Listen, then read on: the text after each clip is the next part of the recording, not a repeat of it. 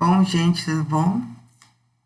Aproveitar que eu já estava aqui mesmo montando slides, já montando as ideias aí da aula, e resolvi gravar então, já para deixar para vocês aí. E para futuras gerações, essa aula sobre sistema endócrino, que nós já tínhamos comentado anteriormente, que é um sistema que se acopla com o sistema nervoso, né? E aí a gente viu a divisão entre sistema nervoso central, sistema nervoso autônomo ou periférico.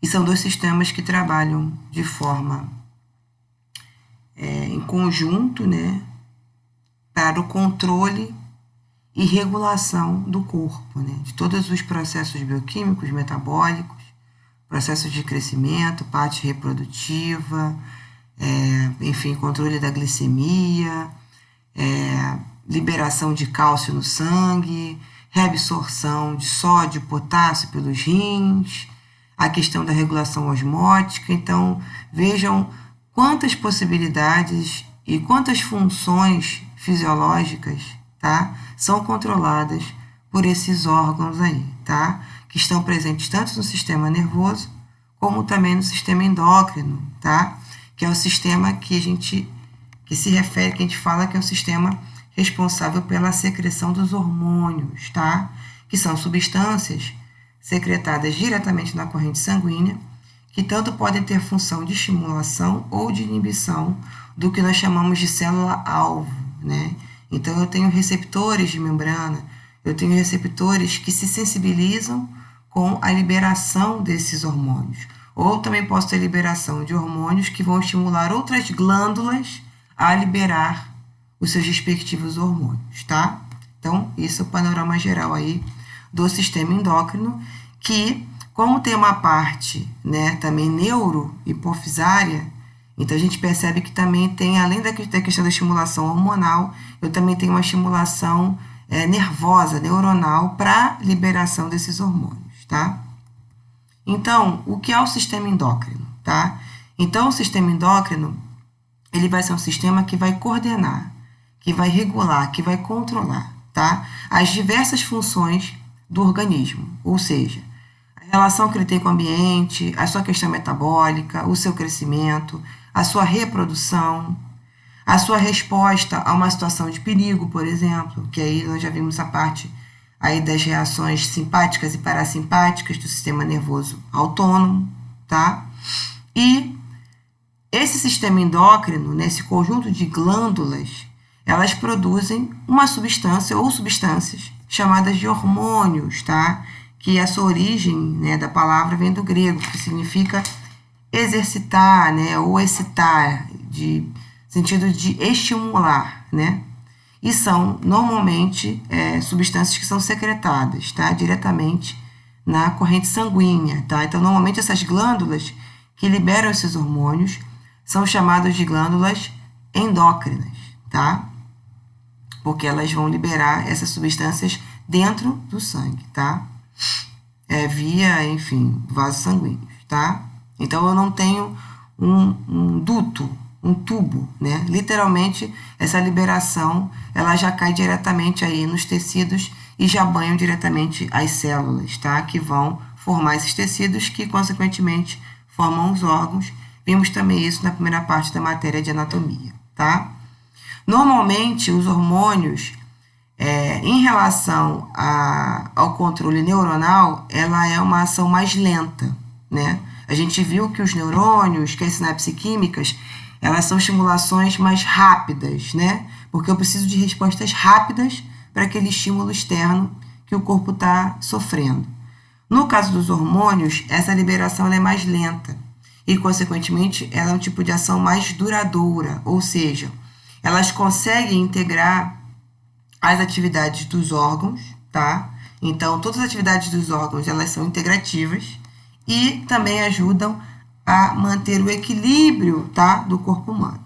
Então, normalmente, a ação da glândula ou tecido, tá? O hormônio, ele sempre vai atuar num tecido ou órgão-alvo, tá? Então, também são interações aí bem específicas entre o tecido-alvo e o seu hormônio respectivo. Então, no sistema endócrino, esses hormônios, a gente já tinha comentado isso anteriormente, eles são produzidos nessas células especializadas, tá? Também chamadas de células endócrinas, tá bom? Que formam as glândulas endócrinas, tá? Normalmente, essa secreção, nós tínhamos comentado com vocês, ela vai ser uma secreção interna, diretamente na corrente sanguínea, tá? Essas glândulas, então, elas não têm um canal secretor, tá? Elas, normalmente, essas substâncias que são produzidas, elas passam diretamente para a corrente sanguínea, tá? E aí, quais são as nossas principais glândulas endócrinas, tá?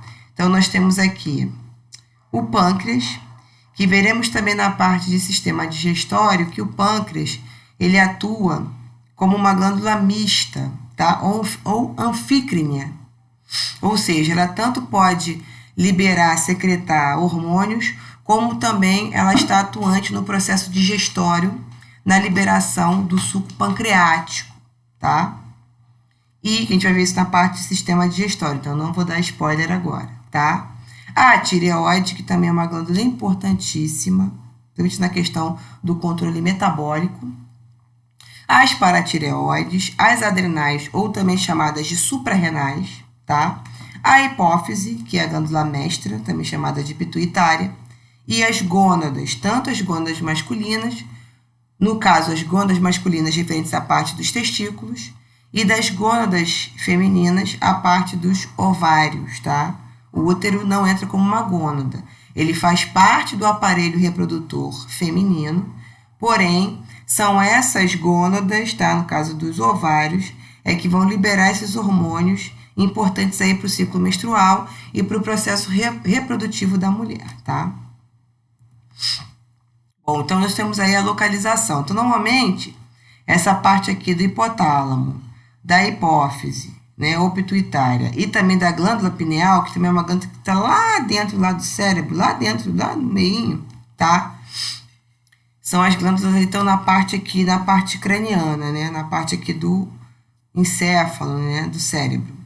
Mais um pouco aqui embaixo, aqui nessa região aqui, ó, do ocioide, nessa parte aqui da traqueia, nós temos a tireoide e atrás delas as paratireoides. Nessa região aqui, mais próxima aqui do mediastino, nós temos o timo, tá? Que é uma glândula aí na parte do sistema do endócrino e também do sistema imune, tá? A parte aí de produção, liberação de linfócitos.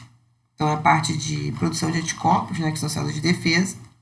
As suprarrenais, tá vendo? Que são essas glândulas que ficam na parte superior dos rins. O pâncreas, que já vimos aí que vai ter uma função aí mista, glandular.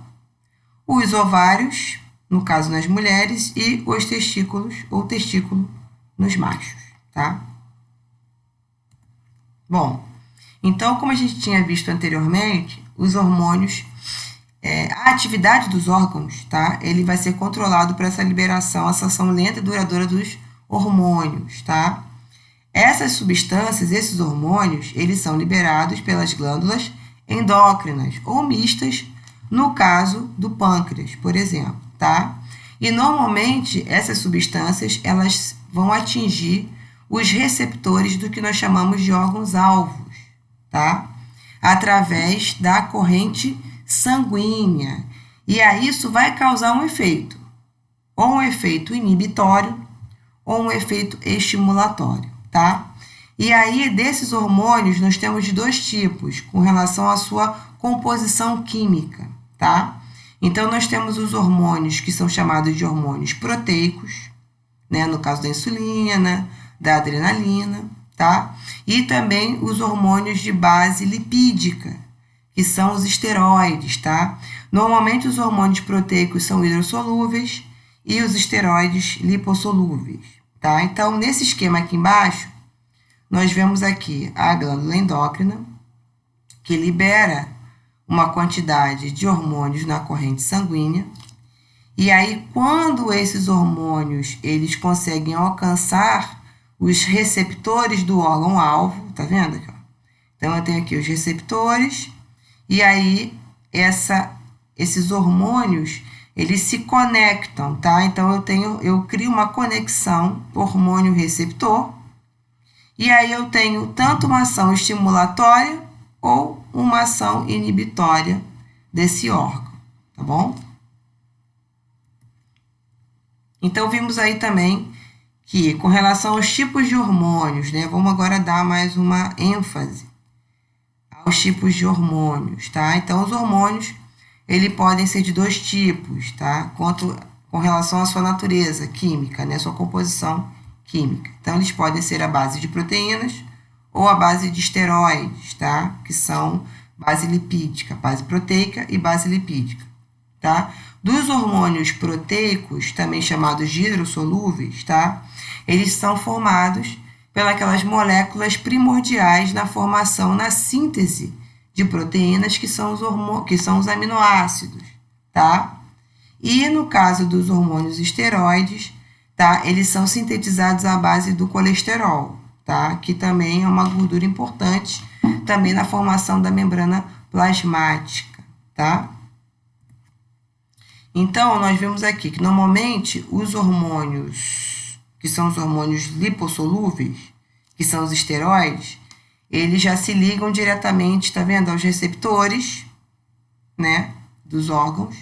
E aí, quando eles se ligam nesses receptores, tá, eles ativam um processo de transcrição, que é o processo de produção de uma molécula chamada de RNA mensageiro. E aí, esse RNA mensageiro, ele vai ser traduzido por uma organela importantíssima chamada de ribossomo, tá? Que vai produzir novas proteínas. Já os hormônios proteicos ou hidrossolúveis, eles estão relacionados às proteínas de membrana, tá? Então, normalmente, esses hormônios se ligam a receptores de membrana, tá? Que são as sinases. E aí, elas são ativadas. Então, eu tenho uma quebra de ATP aqui, porque eu preciso de energia para ativar essas sinases. E aí, eu vou ter, de repente, por exemplo, a absorção. No caso, por exemplo, se a gente for pensar no caso da insulina, que é uma proteína de membrana que se liga às moléculas de glicose, tá? Então, quando essas proteínas, quando esses receptores proteicos, eles são estimulados por esse hormônio proteico, que é a insulina, o corpo consegue absorver, tá, a glicose, fazendo a regulação da taxa glicêmica, tá?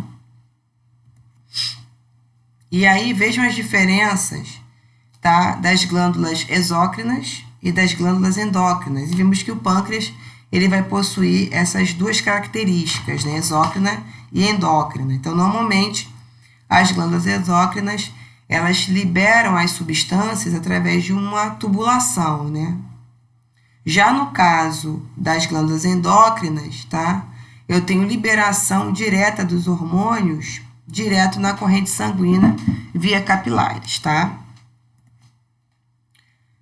Já vimos também aí a localização, então mais um esquema para vocês aí com relação à parte anatômica, né, do sistema endócrino e das principais glândulas endócrinas e mistas, hipotálamo, hipófise, tireoide, paratireoides, pâncreas, suprarrenais, ovários e testículos. Na parte do hipotálamo, que é a parte que está relacionada à questão cerebral, então é uma região do cérebro, que entre outras funções, tá? Tanto na questão do aspecto do controle da temperatura corporal, a parte dos aspectos emocionais, centros de sede, centros de fome, que estão relacionados ao hipotálamo, o hipotálamo também vai possuir esses neurônios, que são neurônios que nós chamamos de neurônios modificados, que são capazes de produzir, né, enfim, de sintetizar hormônios, tá? Os hormônios relacionados à parte do hipotálamo, normalmente eles são armazenados nessa região da hipófise, tá? Chamada de neurohipófise ou lobo posterior, tá? Então, normalmente o hipotálamo vai ter esse conjunto de neurônios que sintetiza esses hormônios, e esses hormônios ficam armazenados na neurohipófise, tá? Dentre esses hormônios aí que são produzidos pelo hipotálamo, nós temos a ocitocina, tá? Vimos aqui, ó, que é um hormônio importante na parte do parto, ou seja, ela que vai estimular as contrações uterinas e também a injeção de leite, tá?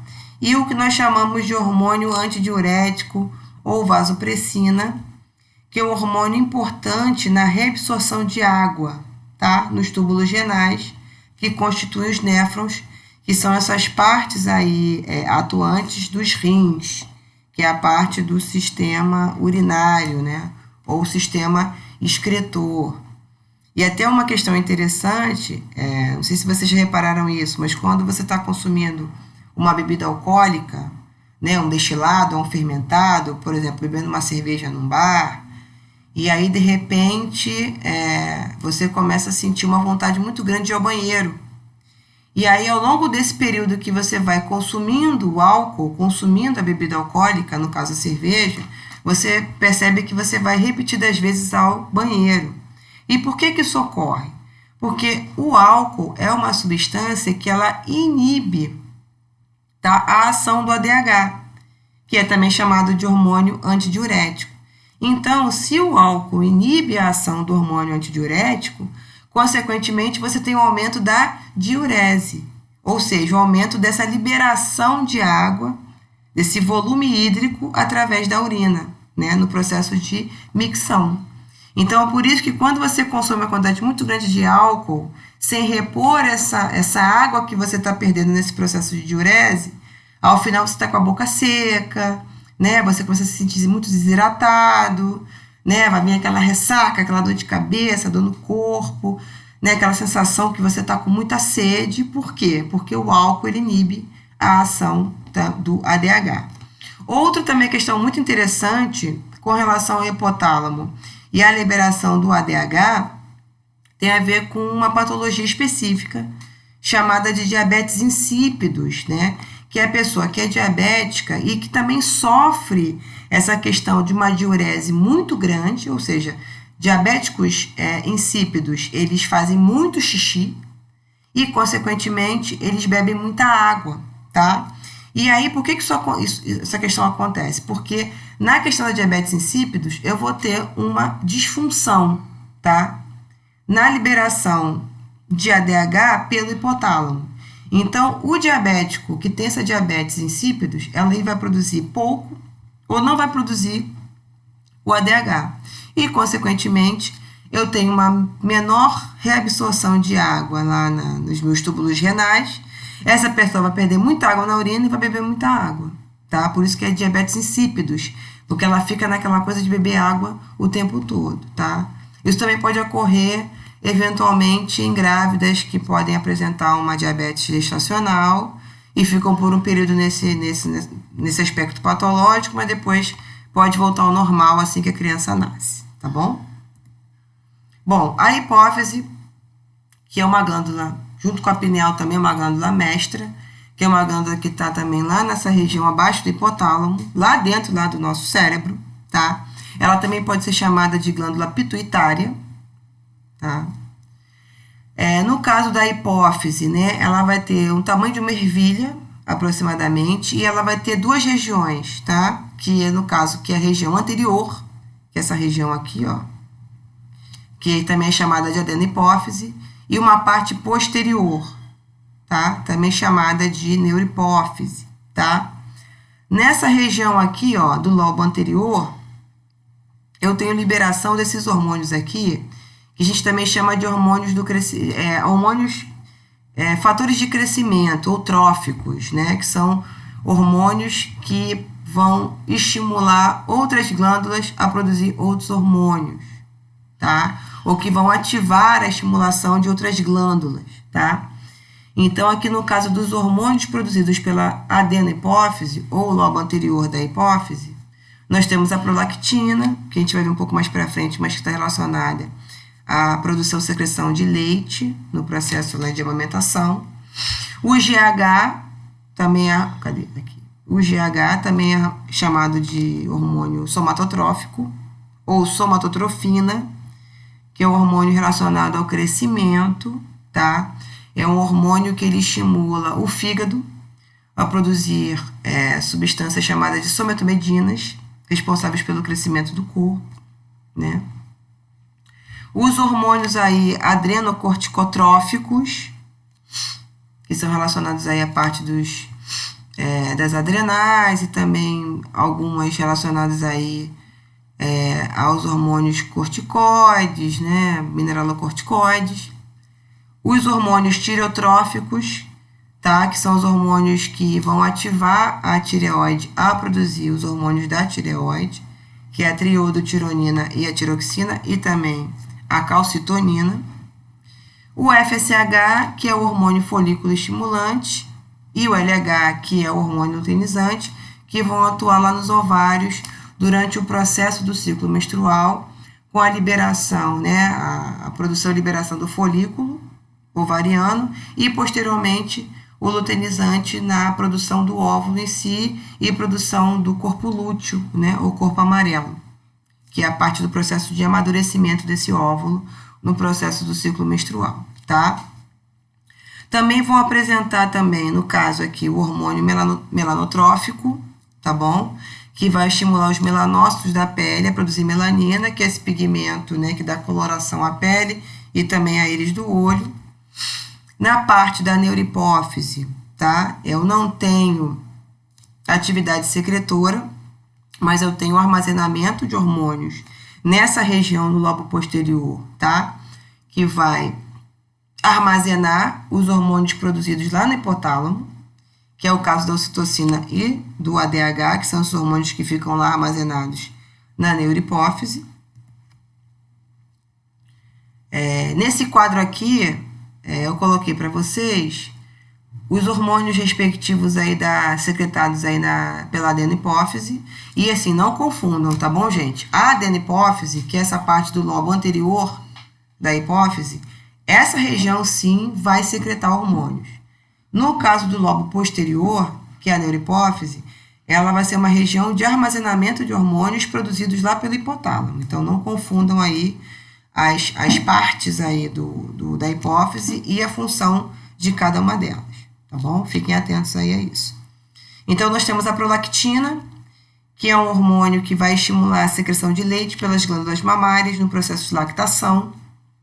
O GH, também chamado de hormônio do crescimento, que em inglês, a sigla está em inglês, tá? Que é Growth Hormone, né? Que é o hormônio de crescimento, tá? Ou também chamado de hormônio somatotrófico, que ele vai fazer a estimulação do crescimento ósseo, das cartilagens, dos músculos, ou seja, o crescimento corporal, né? Como um todo. Os hormônios precursores, né? Dos hormônios tiroidianos, que são os tireotróficos. Ih, meu Deus, desculpa que esses nomes são bem... gruda bem na língua, né? Que são os tireotróficos, tá? Que vão estimular a atividade da glândula tireoide. Os adrenocorticotróficos, tá? Que vão estimular principalmente aí o córtex das suprarrenais. O luteinizante, que no caso, tanto dos homens como das mulheres, eu tinha esquecido de falar isso para vocês, tá? Tanto as glândulas, né, enfim, masculinas e as femininas, elas vão, esses hormônios vão estimular, tá?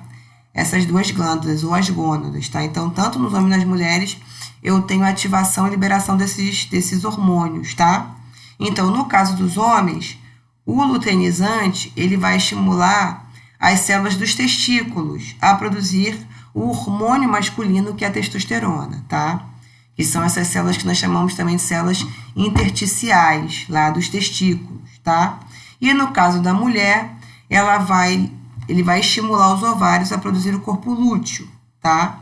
E também a produção de progesterona, que é um hormônio importante para a implantação do óvulo fecundado lá no endométrio, tá? O folículo estimulante, no caso dos homens, ele vai estimular a produção de espermatozoides. E nas mulheres, o amadurecimento do óvulo e também a produção de estrogênio, tá? Que é importante aí na liberação dos folículos ovarianos no processo do ciclo menstrual, tá? Com relação aos hormônios aí, eu posso também ter o que nós chamamos de distúrbios hormonais, né? Então, quando eu tenho um aumento na estimulação da secreção desses hormônios ou da inibição da estimulação, né, da liberação desses hormônios, eu posso ter esses distúrbios hormonais. No caso do GH, por exemplo, pode estar relacionado com o nanismo, né? Ou seja, pessoas de uma estatura bem abaixo da média, que seria uma hipofunção da hipófise na liberação do GH. O gigantismo é quando eu tenho uma hiperatividade da hipófise, e aí eu libero uma quantidade excessiva de GH, que vai fazer com que essa pessoa tenha uma altura muito acima da média na adolescência e na infância. Isso também pode acarretar problemas ósseos e cardíacos, tá? E a acromegalia, que seria um crescimento exacerbado de partes, né, as extremidades do corpo, tá? Então, dedos, nariz, orelhas, tá? Que também é uma hiperatividade da hipófise, tá bom? No processo de secreção excessiva de GH. Nós temos aqui, ó, a localização anatômica da tireoide, tá? Ela vai ficar aqui bem próxima aqui, ó, aderida aqui à laringe. Atrás da tireoide nós temos as paratireoides, então temos aqui a visão ventral e dorsal da glândula, tá? Os hormônios produzidos aí pela glândula tireoide são a tiroxina, que vai regular o metabolismo, a calcitonina, que vai estar relacionada com a regulação da taxa de cálcio no sangue, tá? Que é muito importante tanto para a questão da contração muscular, como também da contração muscular e também está relacionada à parte da coagulação sanguínea, tá bom? Vemos também que existem algumas doenças específicas relacionadas à glândula, que seria uma hipertrofia da glândula, por exemplo, quando eu tenho uma carência de iodo, tá? Por isso que quando a gente vai olhar para comprar sal de cozinha, né, que é o cloreto de sódio que a gente usa na culinária, ele é acrescido de iodo, porque o iodo ele é uma substância importante para estimulação, tá, da produção desses hormônios. Então, quando eu tenho uma carência de iodo, eu tenho um crescimento muito grande, uma hipertrofia da glândula tireoide, produzindo uma anomalia, né, um distúrbio chamado de bócio mergulhante, né, ou de papeira, que é essa, quando a pessoa fica com os olhos muito esbugalhados e essa região aqui da tireoide muito grande, né, hipertrofiada. Bom, no próximo vídeo eu vou falar das paratireoides e da importância aí da liberação de calcitonina e de paratormônio relacionados aos níveis de cálcio no sangue, tá bom? Aumento ou diminuição dos níveis de cálcio no sangue, tá? Então, até a próxima aula.